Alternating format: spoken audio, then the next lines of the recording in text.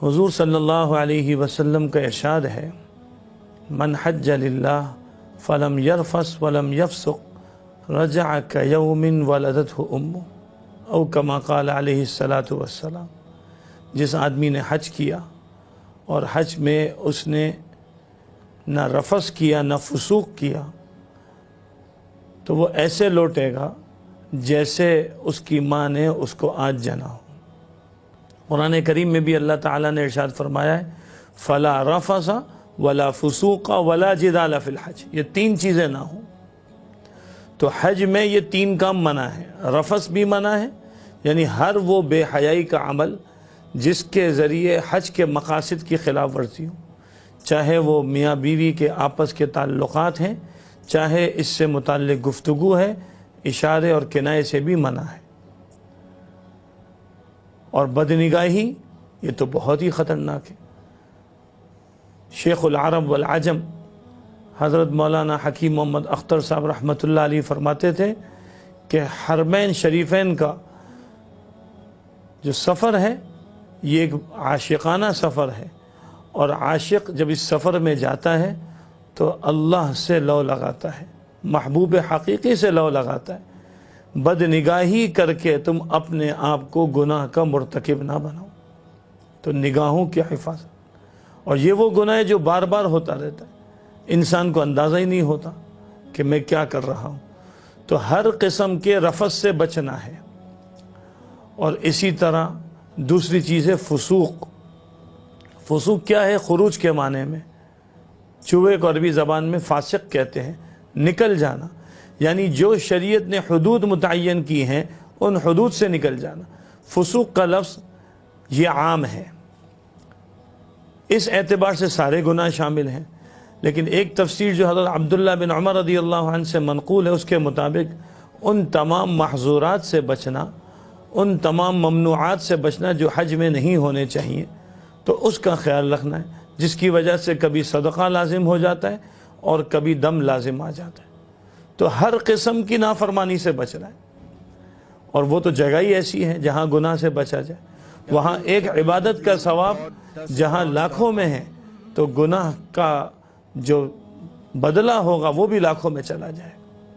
तो इससे इंसान को एहतियात करने की ज़रूरत है। और तीसरी चीज़ फरमाई है जो कुरान करीम में है, वो है वला जिदाल फिल हज, झगड़े से बचना।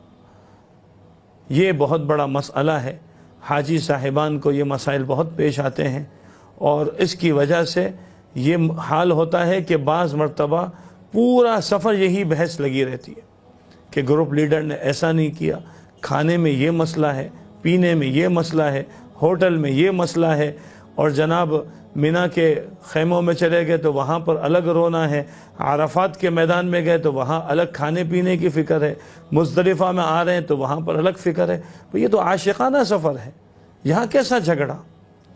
यहाँ तो ऐसे बन जाए कल मैयत बियदिल गस्साल, मुर्दा बदस्त ज़िंदा, जैसे ग्रुप लीडर लेकर चले चलते रहे। झगड़ा नहीं करना, ये तरबियत की जगह है, तरबियत गाह है, हमने अपनी तरबियत करनी है, झगड़े से बचाना है। रोज़े के मुताल्लिक़ क्या फरमाया कि जब आदमी रोज़े से हो और कोई उससे बहस करे तो क्या कहे? इन्नी साइम, मैं रोज़े से हूँ। तो इसी तरह जब आदमी हज में हो और कोई सामने से बहस करे, झगड़ा करे, तो आदमी ये ख्याल लेकर आ जाए कि नहीं, मैं तो हज पर आया हूँ, मैं तो अल्लाह के घर में आया हूँ। हज़रत मौलाना सईद अहमद ख़ान साहब रहमतुल्लाह अलैह फरमाते थे कि ये जो हरमैन शरीफैन का सफ़र है इसको सआदत समझो।